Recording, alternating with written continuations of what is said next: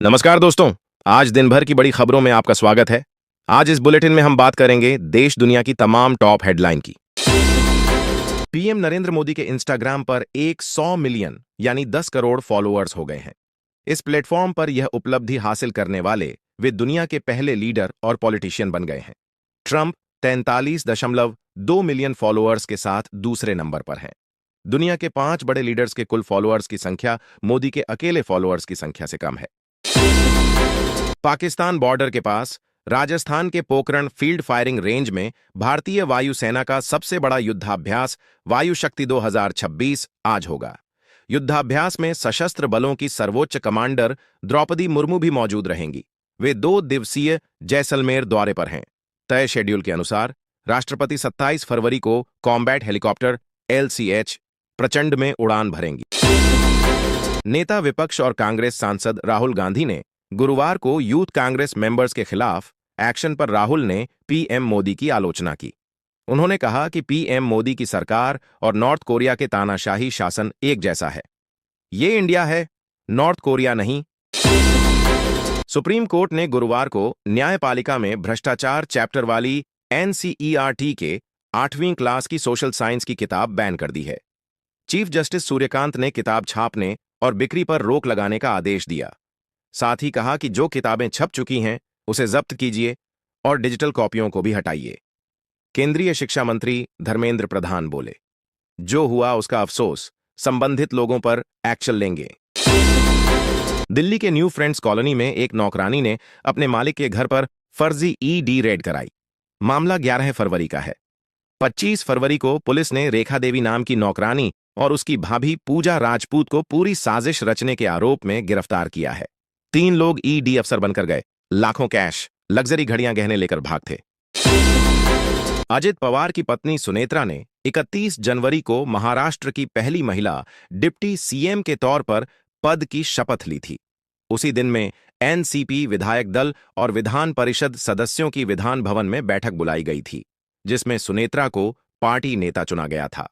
Party नेता प्रफुल्ल पटेल ने गुरुवार को इसकी औपचारिक घोषणा की। भाजपा सांसद संबित पात्रा ने गुरुवार को पूर्व प्रधानमंत्री जवाहरलाल नेहरू का कंप्रोमाइज्ड चाचा बताया। पात्रा ने कहा कि मैं बताता हूं कि असली समझौता किसने किया। इस सिलसिले में नेहरू का नाम सबसे पहले आता है। संबित पात्रा ने दिल्ली में प्रेस कॉन्फ्रेंस में कहा कि AI समिट को बदनाम करने के लिए कांग्रेस ने इन्फ्लुएंसर्स को पैसे के ऑफर्स दिए गए। असम के मुख्यमंत्री हिमंता बिस्व शर्मा के मियां मुसलमान वाले बयान पर गुवाहाटी हाईकोर्ट ने नोटिस जारी किया है। ये नोटिस राज्य में माइनॉरिटी कम्युनिटी के खिलाफ हेट स्पीच देने से रोकने के लिए निर्देश देने की मांग वाली याचिका पर सुनवाई के बाद जारी किया गया। याचिका में हिमंता को हेट स्पीच देने से रोकने की मांग की गई थी। दिल्ली हाईकोर्ट ने गुरुवार को अहम फैसला सुनाते हुए कहा कि सशस्त्र बलों के कर्मियों की दिव्यांगता पेंशन को सिर्फ यह कहकर नहीं रोका जा सकता कि बीमारी लाइफस्टाइल डिसऑर्डर है। हाईकोर्ट ने कहा कि गैर ऑपरेशनल क्षेत्रों में भी सैन्य सेवा तनावपूर्ण होती है और इससे गंभीर बीमारियां हो सकती हैं। दिल्ली में AI समिट में हुए हंगामे पर भाजपा ने एक बार फिर राहुल गांधी को जिम्मेदार ठहराया है। भाजपा ने राहुल गांधी की तुलना 2020 दंगे के आरोपी उमर खालिद से करते हुए दिल्ली भाजपा ऑफिस के बाहर एक पोस्टर लगाया, जिसमें लिखा, अराजकता का तरीका एक, बस देश विरोधी चेहरे बदलते रहते हैं। महाराष्ट्र के पूर्व डिप्टी CM अजित पवार के प्लेन क्रैश मामले में अजित के दोनों भतीजे रोहित और योगेंद्र पवार बारामती पहुंचे। यहां दोनों ने बारामती ग्रामीण पुलिस थाने पहुंचकर क्रैश मामले में नागरिक उड्डयन महानिदेशालय और एयरक्राफ्ट कंपनी के खिलाफ FIR की मांग की। CBI और CID मामले की जांच कर रही है, इसलिए हम FIR दर्ज नहीं कर सकते हैं। गुजरात के सूरत में हजीरा स्थित Arcelor Mittal Nippon steel company में गुरुवार सुबह हंगामा हो गया। वेतन वृद्धि की मांग को लेकर हड़ताल पर उतरे कर्मचारी अचानक बिफर गए। उन्होंने 10 से ज्यादा गाड़ियों में आग लगा दी। इतना ही नहीं, प्रदर्शनकारियों ने पुलिस टीम पर भी हमला कर दिया, जिसमें महिला DCP घायल हो गईं। देश में सड़क हादसों को कम करने और जिम्मेदार ड्राइविंग को बढ़ावा देने के लिए सरकार ग्रेड पर आधारित ड्राइविंग लाइसेंस प्रणाली शुरू करने की योजना बना रही है। इसमें ट्रैफिक नियम तोड़ने पर लाइसेंस रद्द या निलंबित करने का प्रावधान होगा। दिल्ली में AI समिट में अर्धनग्न होकर प्रदर्शन करने के आरोप में 3 यूथ कांग्रेस नेताओं की गिरफ्तारी को लेकर बुधवार को हिमाचल और दिल्ली पुलिस में टकराव हो गया। दिल्ली पुलिस ने शिमला के एक होटल से मध्य प्रदेश और उत्तर प्रदेश के 3 नेताओं को गिरफ्तार किया, लेकिन हिमाचल पुलिस ने उन्हें आधे रास्ते में रोक लिया और दिल्ली नहीं ले जाने दिया। बाड़मेर में एक खेत में जमीन से क्रूड ऑयल निकल रहा है।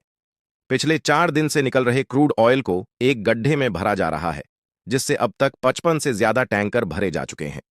लोगों का कहना है कि यहां 24 फरवरी को ब्लास्ट भी किया गया था, जिससे घरों और स्कूल में दरारें आ गईं। राजस्थान में तेज गर्मी का असर दिखने लगा है। यहां दिन का तापमान 36 डिग्री सेल्सियस से ज्यादा रहा। मध्य प्रदेश में बुधवार को राज्य के 28 जिलों में दिन का तापमान 30 डिग्री सेल्सियस से ज्यादा रहा। उत्तराखंड और सिक्किम के ऊंचाई वाले इलाकों में बर्फबारी का दौर जारी है।